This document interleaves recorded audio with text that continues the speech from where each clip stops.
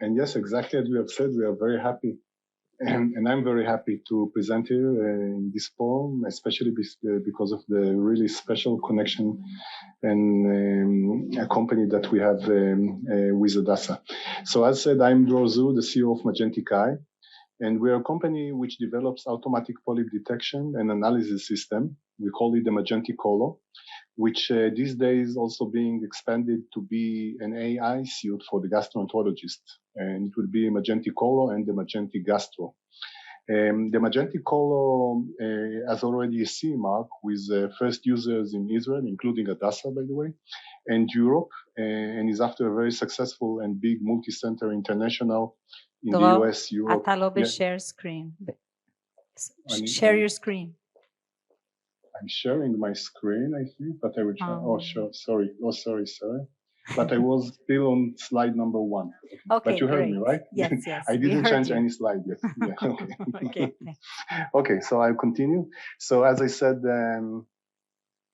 the Magentic Colo has already a CE mark with first user in Israel, including Adasa, and in Europe, and is after a very successful and big multi-center international in the US, Europe, and Israel pivotal study with 10 centers and 952 patients.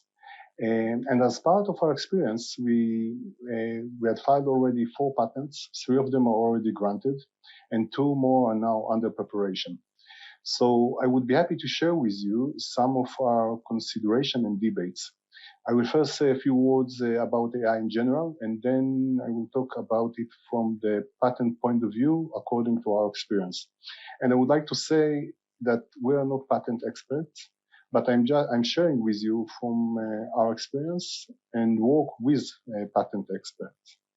So now I will begin with the specific subject that we are talking about. I took some terms I found. They are not necessarily, by the way, the best definitions, but at least I think they convey the main idea behind it, which we might need for this talk. So let's say, what is AI in general? So we're talking about artificial intelligence, which refers to simulation of human intelligence in machines that are programmed to think like humans and mimic their actions. The term may also be applied to any machine that exhibits traits associated with human mind, such as learning and problem solving. What is AI in medicine? So we can say that artificial intelligence in medicine is the use of machine learning models to search medical data and uncover insights to help improve health outcomes and patient experiences. And what we can say about AI in medical imaging, because we are, for example, a company in the medical imaging domain. So the use of artificial intelligence in diagnostic medical imaging is undergoing extensive evaluation. AI has shown impressive accuracy and sensitivity in the identification of imaging abnormalities and promises to enhance tissue-based detection and characterization. And actually much more than this, but I won't get into it in this talk. What processes are we talking about when we're talking about AI? So usually people will talk mainly about big data, machine learning, and deep learning. I will say a few words about the difference between machine learning and deep learning, but let's first see what is the difference between deep or machine learning and the classical algorithms that were used before.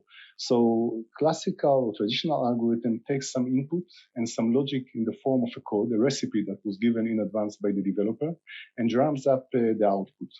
As opposed to this, a deep machine learning algorithm takes an input and output and gives them some logic based on the relations, the learning phase.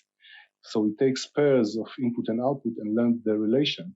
And produce accordingly some logic. So this is what it produced. And this logic can then be used to work with any new input to give an output based on the relations that were learned. This is the prediction. And we call it the inference phase. So mainly we have usually learning phase and inference phase.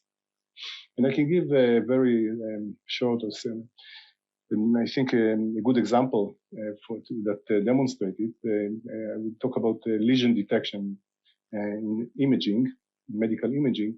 So at the left side, you see the structure of a classical algorithm. The input is the medical image, and then come the recipe, like the algorithm, what to do. It will do usually segmentation, like to segment the brain from the rest of the image.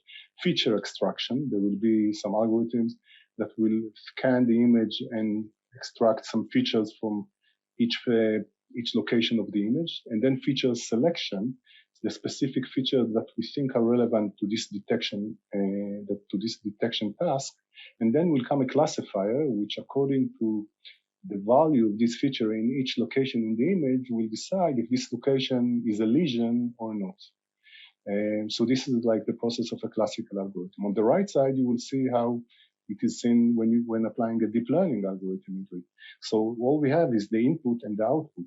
Examples of input and the output. The input would be the image, and the output would be where the location of the lesion is in the image.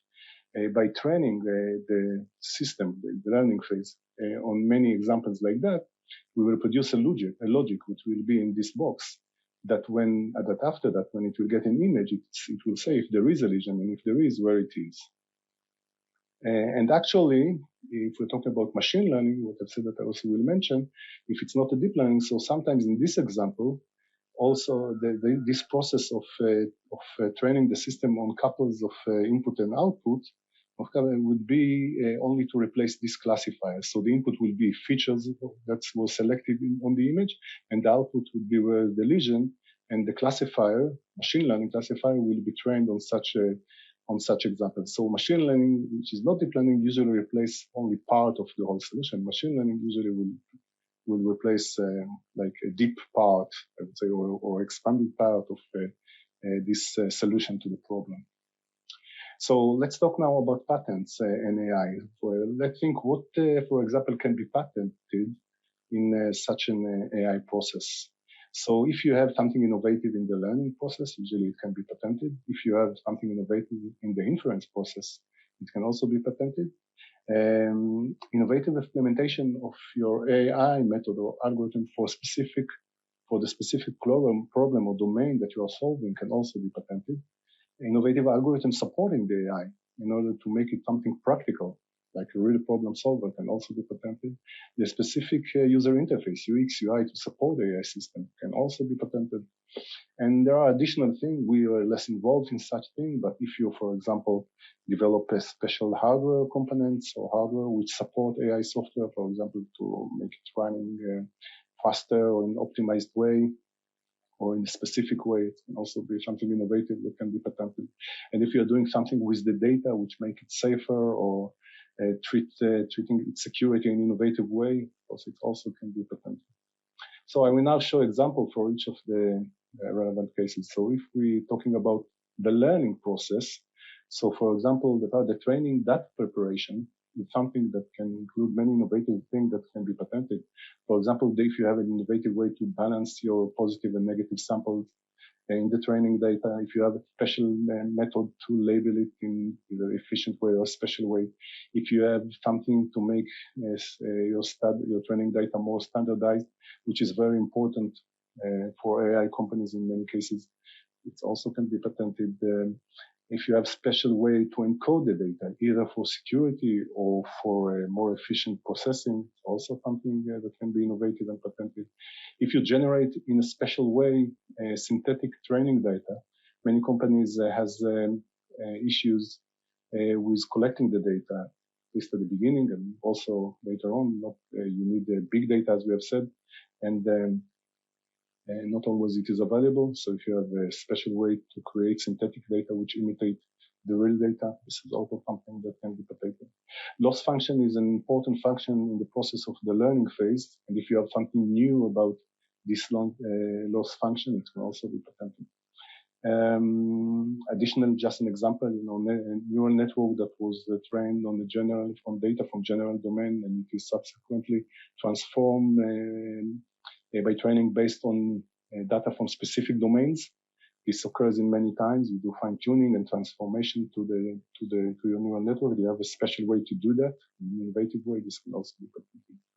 About the inference process, so we can talk about the model itself, of the architecture. So if, for example, you invented a new neural network architecture, or you took a neural network architecture and you change it to be something different and innovative, of course, it can be patented.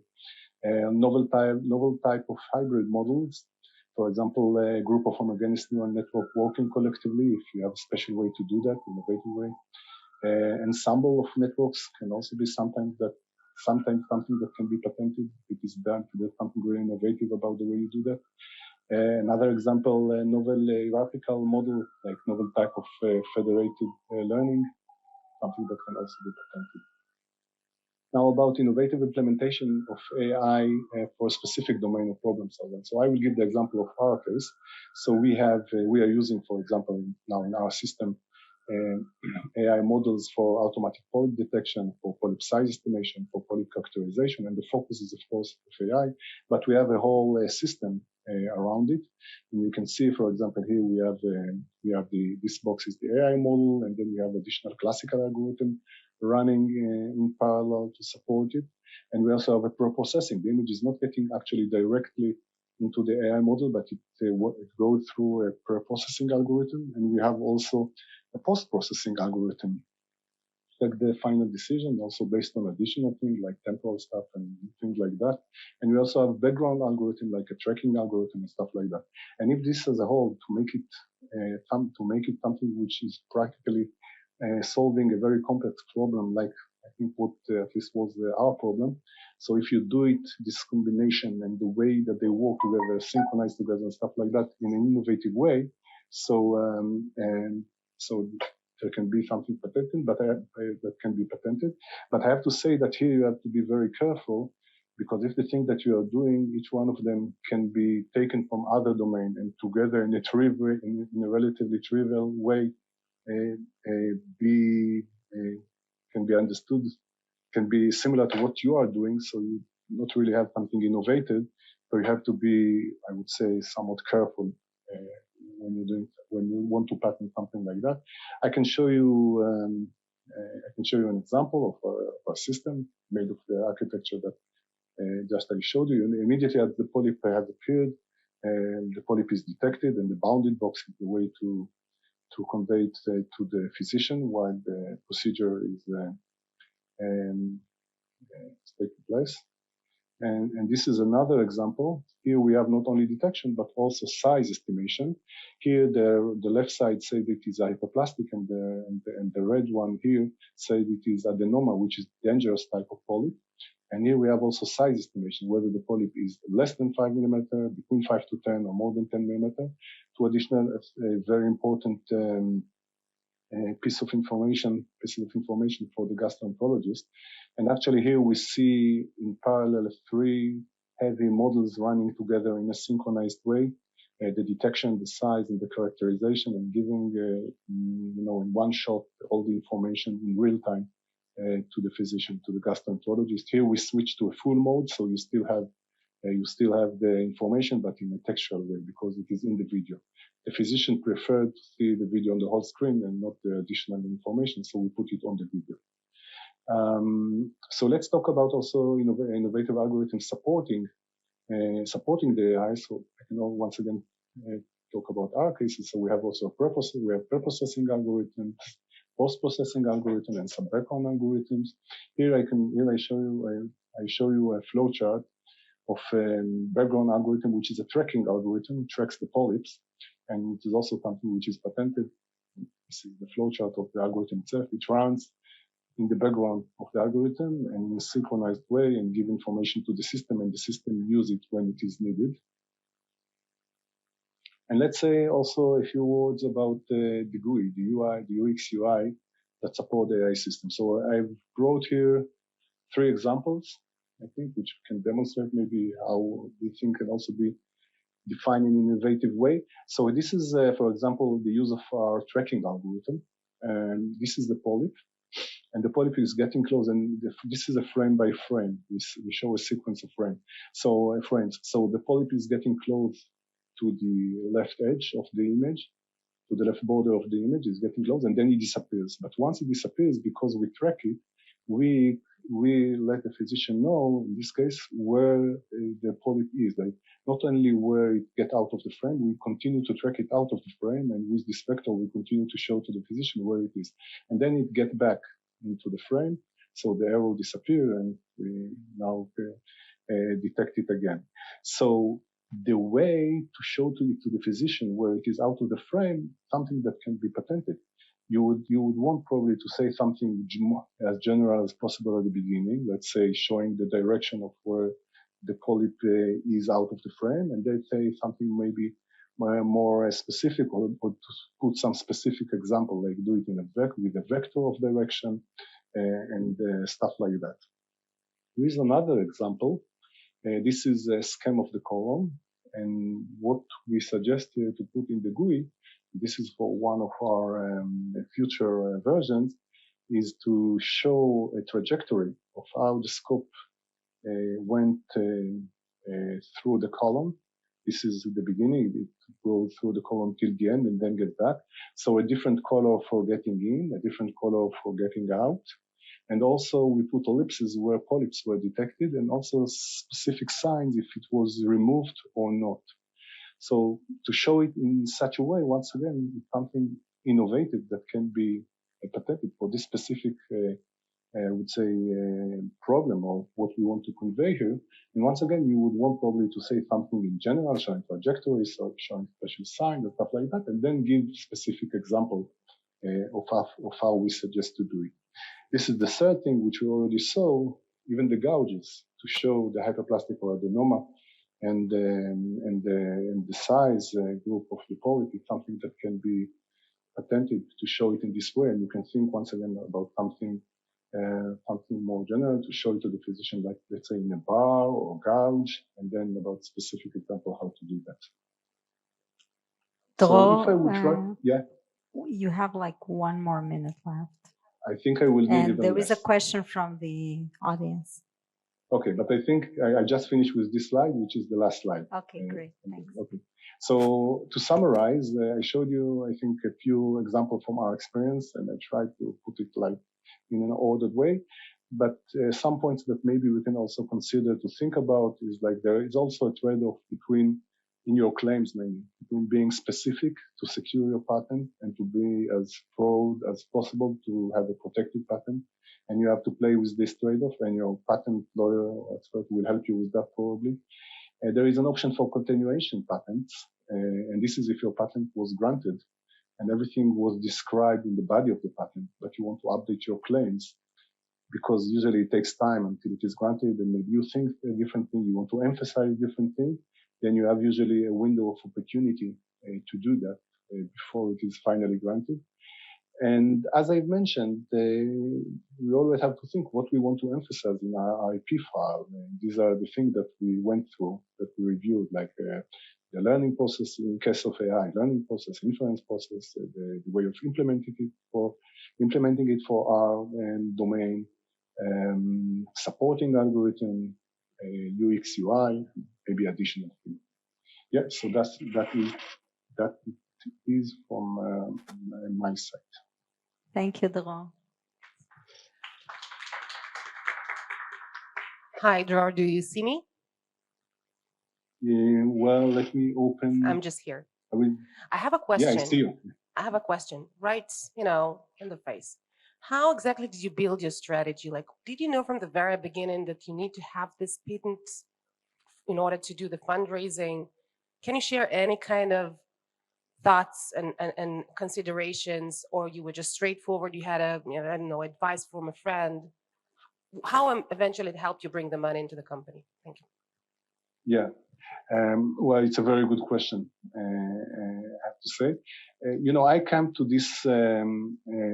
this startup as a founder with some experience in the industry. I already had, I think, something like 25 years of experience in, first it was in the army, which is less relevant from the patent point of view, maybe, but and then mainly in the medical industry, in startups, but also in global companies. So the first thing I can once again, I'm talking from my experience. I was looking around. I think I'm quite a curious guy, so I was looking around and see what happenings, and I also had I think something like 3 patents or 4 before in other companies. And I understood the important, and I personally even think that IP for a startup, which is The question is what type of startup you invest for. But if you are a deep technology startup, I think IP is important.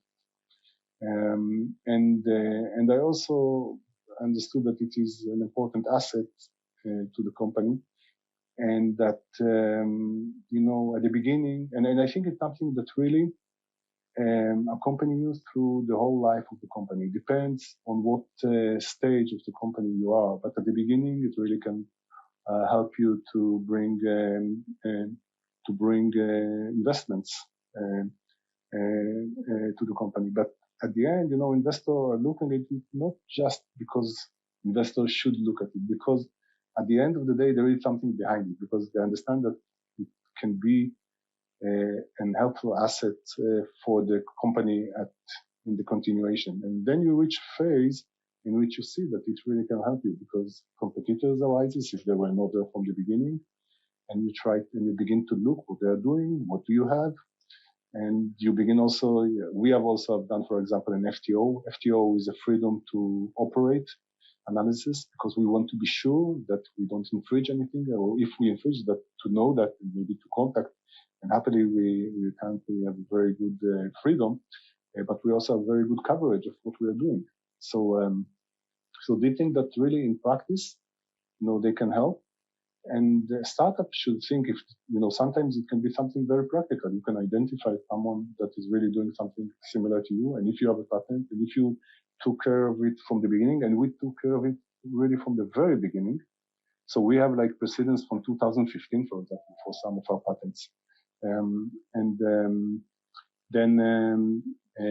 Then you really, it can be used by you, or someone who is interested in you can know that it is something else. So this is in a nutshell, I would say. I hope I answered that this question.